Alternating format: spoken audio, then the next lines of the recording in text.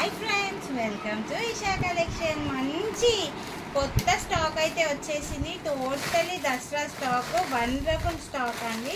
చూడండి, మొత్తం fancy item stock వచ్చేసింది. ఇవి మళ్ళీ రీస్టాక్ అయితే చేయించాను.